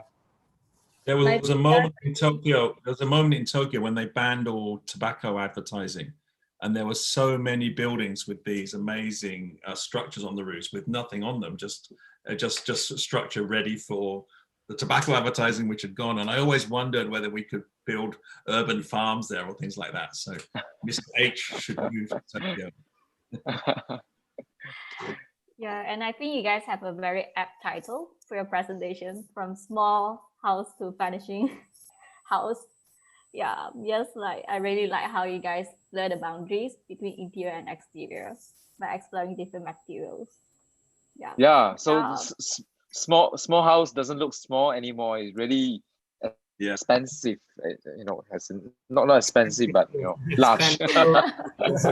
expandable spaces, right? Yeah. Our friend Joshua Teo say actually he visited your Taiwan pavilion. He didn't know you back then. Maybe you guys can get connected. Right. Yeah. Now he's famous, yeah. So yes. I'm right. not an architect myself, but I've heard the Pritzker Prize winner architect Ito Toyo talk about, or maybe it was Seiji Masan, talking about architecture that's blessed by designing architecture that's blessed by nature. And I thought your notion about planting vegetation where you once dug up was a really nice notion, and I think it will resonate after today. So thank you for that. Thank you. Yeah, very ecological. Yeah, and restorative. Yeah, I would like all my students to learn from you as well. Yeah, so let's give them another round of applause. And moving on, I would like to introduce our next presenter, Nicholas. Nicholas, are you there? Hi, I'm here. Can you hear me? Yeah, can hear you well. Yeah, so Nicholas, after taking a sneak peek of your presentation, I would like to introduce you as a talented visual artist. Thanks. Yeah. So Nicholas is also a co-founder and coordinator for Panadot Malaysia, which documents the traditional buildings and heritage buildings through drawings, right? So right now I'll hand over to you, Nicholas, and let us get ready to be amazed by his drawings. Sure. Thanks, Summer. Thanks, Kinghua. Yeah, so today I'm just going to do a brief sort of description of what Winterdock is and basically also my life in Winterdock for the past 3 years, my personal journey. Yeah, so let's start the slides. So what is Winterdock? Well, it is short for Vernacular Architecture Documentation. It is an initiative started by Professor Sujit Sanawai, Professor Tuk, or nickname, from Thailand, and Markku Mattia from Finland in 2004 during a conference in Japan. But our Malaysian chapter started in 2017. Now, Winterdock is a methodology to document vernacular architecture using very basic techniques and materials to produce a very high quality measured drawing, that could be easily understood by everyone and not just designers or architects. The emphasis, of course, is to collect data and information on site with accuracy. And it is then expected that the result of all these field measured drawings will inspire building owners as well as people in the community to realize the value of their property as perceived by us outsiders, so that they, the community and the building owner, will cooperate in conserving their heritage. The method is simple, and Winterdock is formatted into a 2-week camp, and participants are all volunteers. And during this time, room and board are provided for by the organizer and sponsor that will take care of all these expenses. Participants only need to pay for the transportation to the campsite. And we run this as a nonprofit program. And during the first week, all measurements are drawn immediately on site onto the final paper without any notes taken in between.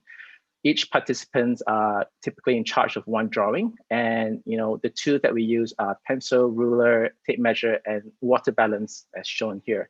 So all the pencil marks are done within this first week. And during this first week, participants would draw anywhere on site, on the ground, wherever. What you see here is on the fridge. And sometimes you get to make friends and socialize when you're drawing. This one was a wet market that we were documenting in Malaysia. And during the second week, all drawings are then inked in an enclosed space.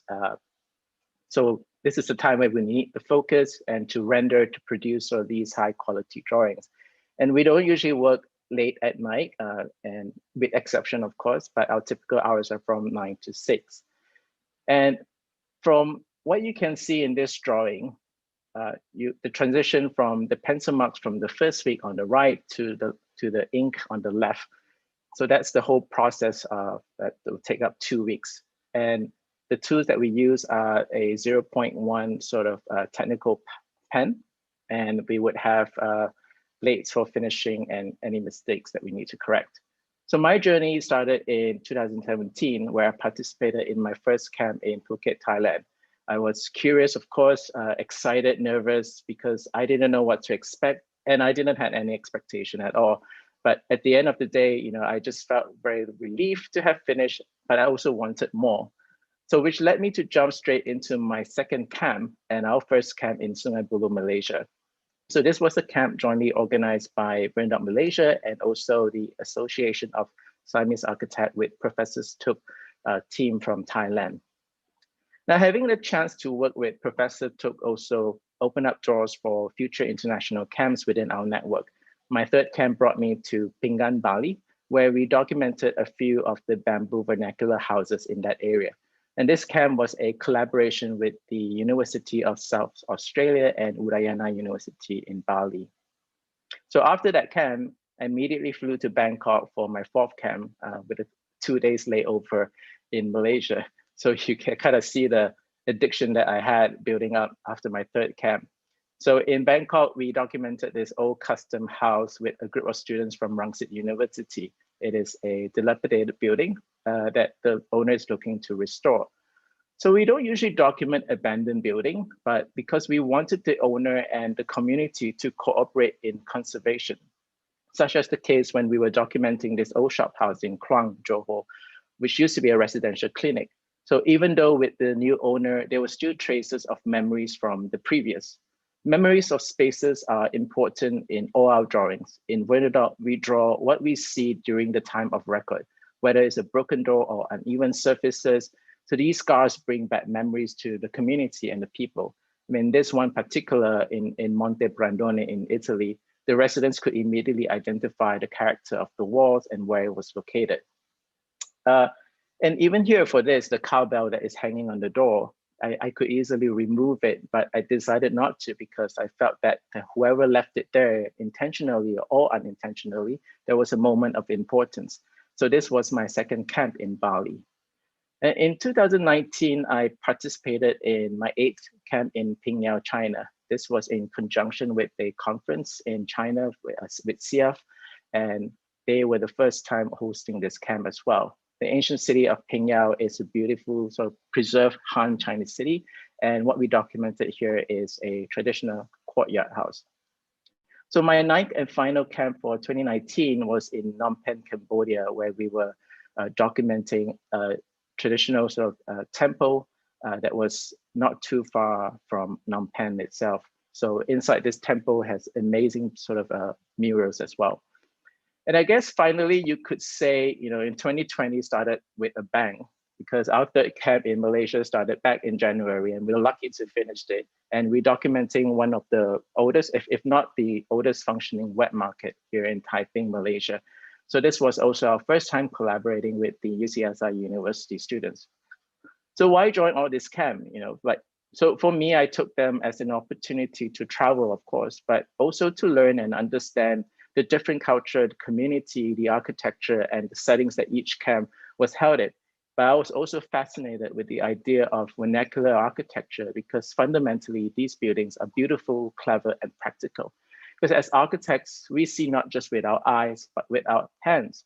So through this action of measuring the height inking and the drawings that we produce, we want to show people the importance and value of the tradition and that they are, and that we all are, proud of our heritage, you know, traditions worth carrying forward. Thank you. That's fantastic. Wow. Wow. Amazing drawings. Yeah. All in black Yeah, and nice white. drawing. Yeah. I have a couple, sorry, I always jump in. A couple of questions. Is there like an international standard for this? Is there, are there lessons taught? There is a standard. There is a standard on how we treat and draw the materials because the vernacular architecture, we all pretty much use the same materials. So there is that consistency throughout. So you will see that in all the drawings that we do, it would look like almost, it was almost done by one single person. But if you look closer, then you can actually see that, oh, there is actually a difference because, you know, when you're drawing it, you have that your own personal take and style to it. And I may have missed this at the beginning because I missed the first couple of slides, but is there a place where these are all archived and they're accessible? Is there like a database? Because it's an incredible archive of work. There is a database at the moment, but right now we also have publication as well, but we also have it online on our Facebook page and also I think our website as well. But there is currently a database. Yeah. And we'd love to encourage you to talk about them on PechaKucha. We can make even a channel for this because you look at the images, you talk about them too, yeah. And we've also got a big Brian that we can also connect you with. We've had one or two really fascinating architectural drawers in PechaKucha like Tokyo, yeah. Brian. Ooh, wonderful. Yes, I will add Thibaut's Thibaut Haram from France, who lives in London. I'll share it with all our panelists and attendees, and I'll be very happy to add this presentation along with his presentation. So thank you again for sharing. And like Mark said, please make more. We want to see more. They're absolutely stunning. Yeah, I want to hear more with the drawings too. Yeah. Let's buy a book. Where do I buy the book? But Malaysia will be coming out soon. But unfortunately, we ran out. Sorry. When you're famous, don't forget me. Yeah, Nicholas, and I think you have a fan here. I mean, more than one for sure, but we have a question from the floor. So this person is asking for your website and your Facebook. Yeah, sure. We'll post it up. I'll post up a link where you can have access of these. Yeah, just a quick question from Chun Hain. Whether or not the straight line of the hatching is using rulers or using freehand? Rulers. We all draw by rulers. There's no Oh, wow. freehand unless it's needed. Everything is by the basic sort of parallel ruler. Right. So during the workshop, you will give all these lectures and guidance. Yes. So even so anyone for can people join. who can't draw well like me, we can join too. Yeah, definitely. And I'm sure you get asked this question a lot, but what's the longest amount of time you've spent on one particular drawing? Every drawing is 2 weeks, no Oh. matter what. Some participants have drawn 2 to 3 drawings. Okay. Within that 2 weeks as well. And that's an A size, is it? Is it A2 or something? Is it a standard? It's slightly larger than A2, smaller than A1. So it's some weird standard size of paper that we have, but it's like smaller than A1. Right. I mean, just a small slide. It's really, I mean, I've learned drawing, with pen and pencil and then rotaring on a drawing board, and you draw a plan and the elevations sit above that, but kids today draw obviously on computers, and they have no idea how to lay out a drawing. They have no idea what a drawing size is. And there's this, the 1 to 1, 1 to 5, 1 to 10, 1 to 20, 1 to 50, 1 to 100, 1 to 500. They're these standard sizes that drawing should be. And in our office, they'll come with, 1 to 66 on a piece of paper that has got one size, And it's like, so what you do is fantastic, and I think the lessons that people can learn from drawing like that are immense today. So thank you. Thank you. I have a question for you. Yeah, so I'm just thinking about it from a historic preservation point of view. So like in historic preservation, when we reconstruct or restore a historic building, we have to think about like at which point of time are we going to like restore it to, like at which state. But when it comes to documentation, like how do you decide like what state you want to document? So we document it at the state that we document, the day we documented it at. So if that state is in ruin, so we would document it as such. So we don't go back in time because we don't want to project a false memory as well. Okay, cool. And plus we don't know, what happened before. Right. Yeah. Well, Nicholas, you certainly has a lot of fans. They want to know your contact, your Facebook, where you're going next, and how to join you. So maybe you can respond to them in the chat group later as well. Sure. Right. Thank you. Great job, Nicholas. Thank you. That does. All right. Thank you, Nicholas. Well, we come to the last speaker of our presentation today, and there's none other than our host today, Bio. Bio, are you here? I'm actually quite nervous, believe it or not. Are you sure? You've been hosting this so many times. This is your 11th time. No, but this is the first time, that we see so many awesome presenters and they've done so well. And I'm really, really nervous. Don't worry. I'm sure you will end it with a bang. Yeah. And I think we know each other actually not too long, only since early this year when I was in Penang. And then we were like, well, we visited your Penang Digital Library. It was really blown away. It's like, wow, we should have that everywhere. Yeah, so maybe you want to share more with us about that and many other of your projects as well. Yes, thank you. Well, All right. I'm just gonna explain a bit of what I do in Penang. Pecha Kucha is a night job, just like Mark, and my day job is I run architectural practice under name Beta, which is Biutan Architect. I also teach in a local university, and for this evening, I'll be sharing about two very interesting projects that we were working on. Both projects completed in 2019. These two projects were initiated by the state government of Penang. So, and the whole two projects will come. I mean, this is why I chose the title of New Life for Old Buildings. And we will show you how the journey that we had, the pain and the joy of rescuing old buildings. All right, Brian, I'm ready. So Penang Digital Library started with a two-story bungalow. It used to be a residence, and it sits on 1 acre land of tall, shady trees with chirping birds.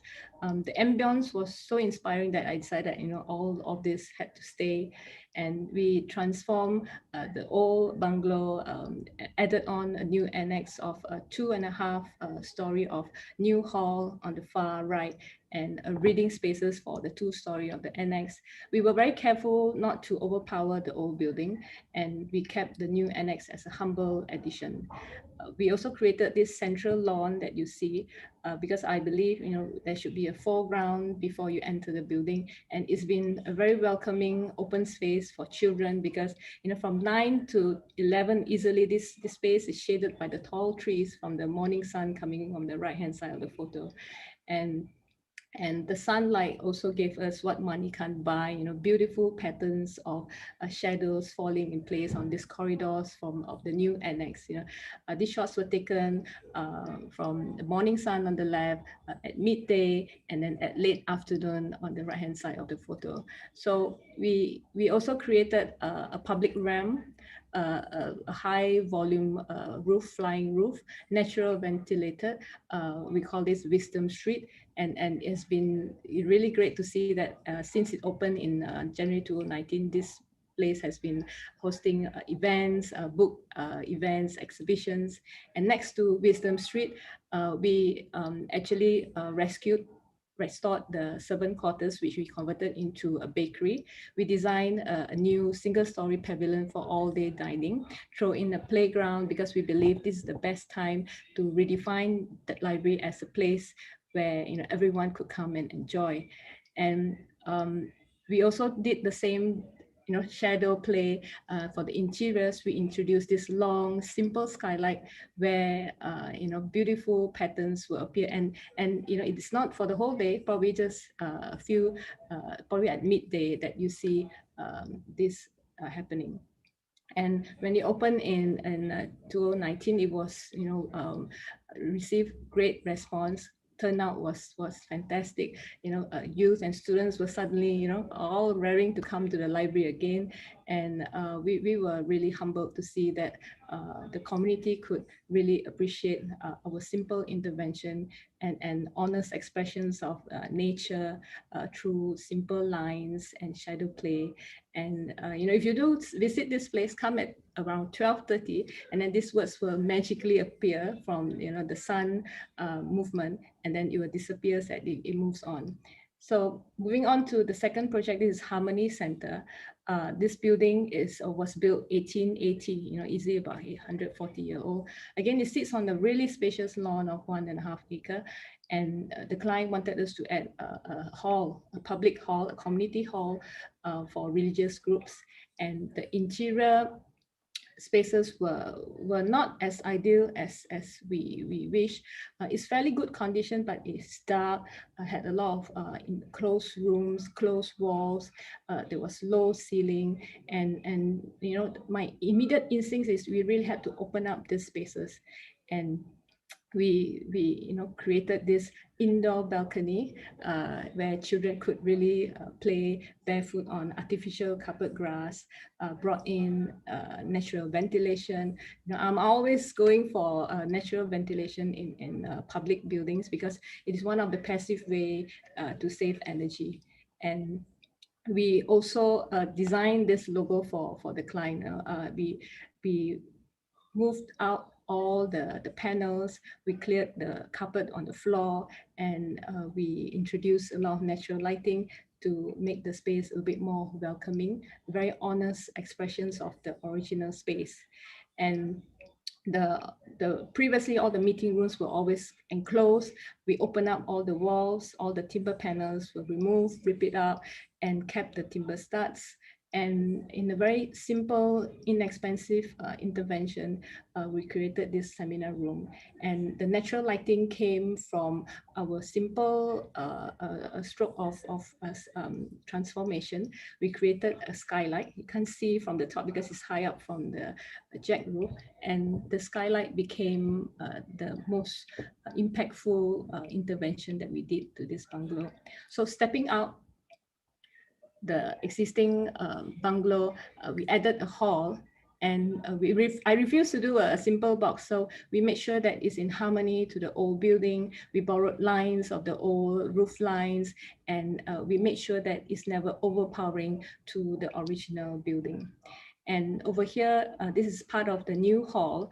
I call this accordion wall, where we line up the both sides of the hall. One wall, one solid wall, zigzagging with a window in alternating rhythm. Because I wanted this natural lighting ambience again for the hall. If you pay attention to the ceiling, there's no single light fitting up in the ceiling. Those light strips are all skylight. Natural lighting. This photo is taken, without filter. So we're glad that this is one way to kind of like push our creativity to design something within a very tight budget.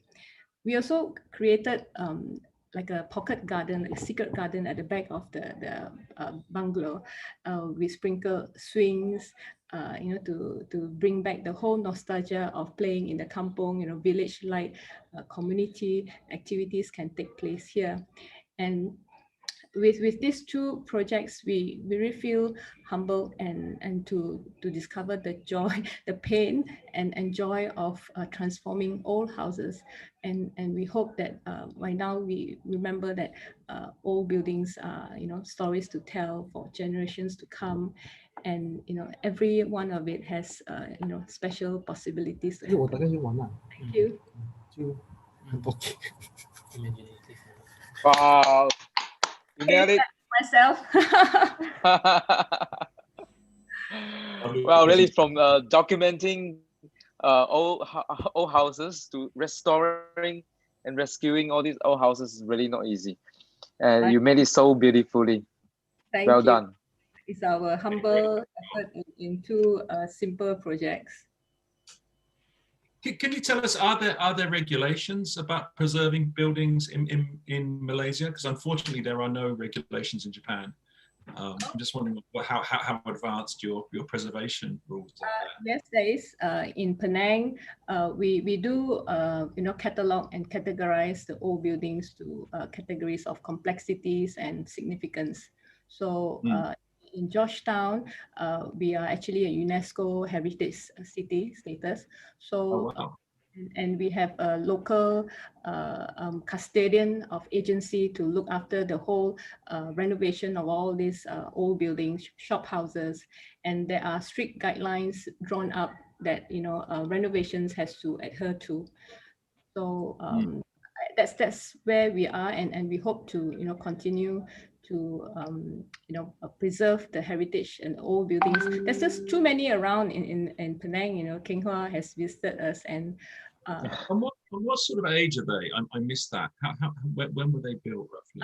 The second building was built in 1880, and first bungalow, it sits on one of the older school in Malaysia, Penang Free School, is built 1816.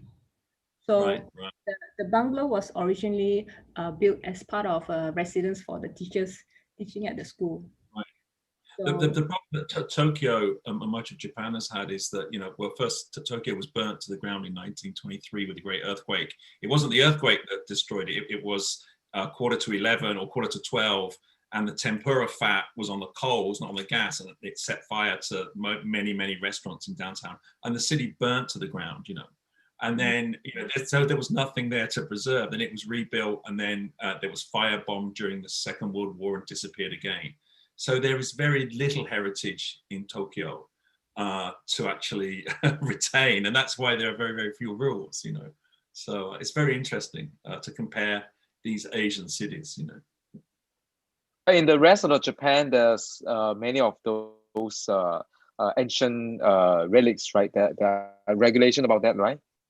Yeah, not so much. There are not many regulations. Oh, There are in Kyoto, and Nara, yeah. the temples. And there are UNESCO buildings. There are 1 or 2 UNESCO buildings in Tokyo, in fact.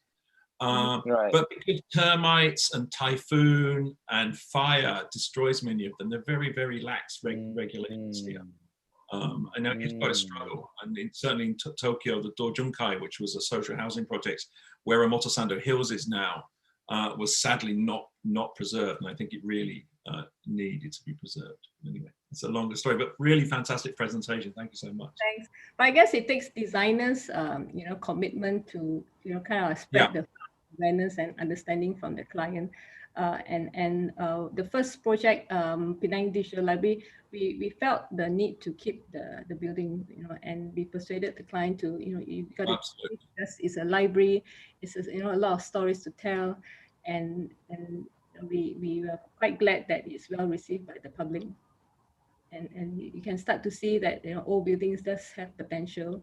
Before we recommend tearing down any old buildings, doing adaptive reuse, I guess it can be rewarding for this as well. Yeah, I think many of us are really fond of drawings and also fond of preserving the older building and give it a new life. Key is also like working with readapt some of the old schools, right, earlier on and all that. So I think there is a lot of push to see not just for heritage but also environmentally friendly practice. How can we preserve rather than just demolish and rebuild? In fact, that aligns back to how architecture can save our world one small step at a time. That's your tagline, right? Well, that also relates to how we can work together as a community. I think Miya also shared that, how do we communicate closely with the residents as well as the developer. Nicholas also shared that how the power of drawings are able to communicate with the residents themselves to realize that, wow, the shop house they live in is so, so much of a heritage value, right? So meaningful. So these are, I think, all the persistence and hard work by our architects and designers, Placemaker, Adib, and community designer, Noriko here, working so closely and persistently with all the different community. I would like to thank all of you for making so much, effort to show your resilience in overcoming all the shortcomings and present a better world to our citizens as well. Right. I'm really glad the evening lineup works out really well because I had really imagined that we want to start off with community designers, where Noriko, and that's why I hope the audience sees the whole underlying thread of discussions that we started off in a big space. Noriko, Adib, and then Shuyun came with her games for the children, and then Key. So that I was very careful to kind of tie this thread, and then from expandable house to micro house, and I'm glad you caught on that theme, and then to drawings, old buildings, and then to my humble journey of rescuing old buildings and giving them a second life. So well, that's very thoughtful. So I try to read between the line and then try to understand how you're going to curate them. It's very nice. No, it's been a really wonderful evening, and thank you for curating it in such a great way. And I was chatting with Brian on text during this, and it'd be really great to continue this discussion, maybe once a month. Maybe we should chat after. No, but maybe we should start passing it around to Cambodia and to other people that are on the call here. And talk about, use the same themes. And I think there is a big community. Many people have got things to say, whether it's once a month or once every other month. But there's so much. There was such a great evening, and it's very easy to chat. I think we're getting the hang of it now, just clicking your mic on and off. And I know I was doing a lot of the talking, but anyway, I thought there was a lovely conversation between us. It didn't feel like we were thousands of miles apart. And there was, a common theme and some common threads, and certainly some common goals, which I think we can all work together. And I think we should be a much closer community, especially in Asia here with the issues that we have. So fantastic evening. I totally agree. Definitely. And I totally agree. All of us are from different backgrounds, and that's what I get from our followers back in Penang. You know, they always say that we are different because we really do a quick, mismatch of everyone, creative and then all in the room, and somehow it just makes sense when everyone finish their stories. Really great job. Well, let's give all of us a round of applause. Oh yes. Bobby, although Brian's in the same city, I want to say a big thank you to Brian for coordinating it and sitting there in the very hot seat. You did a great job, Brian. So maybe you're on mute, dude. Of course I'm on mute. Of course. I'm sitting here trying to say everybody, but wait. Let's commemorate this good feeling that we all have and our successful evening with a group photo in traditional PechaKucha tradition. Everybody gives a thumbs up, a bonsai, as you like. Maybe I'm going to go over on my hand on this side so I don't cover up my own name. Yeah, there we go. Maybe this. Are you going to screenshot? Hey, all right, I'm going to do two. Everybody look at your camera. 3, 2, 1. Ah! Okay, one more, just to be sure, just in case anybody closed their eyes or something. All right, here we go. Last one in 3, 2, 1. All right. Well done, everybody. That was a great evening of fun. Okay, well done, B. Thank you. Everybody. Thank you, everyone. Thank you to all of you. Thank you. Thank you. Thank you so much. Thank you, everyone. Bye. Great evening. Bye. Bye. Bye. Bye, guys. PechaKucha, PechaKucha, 20 by 20. PechaKucha, PechaKucha, 20 by 20. PechaKucha, PechaKucha, 20 by 20. PechaKucha, PechaKucha, PechaKucha, événement mais surtout format de présentation orale en 20 images qui se succèdent automatiquement chaque 20 secondes. PechaKucha is een avond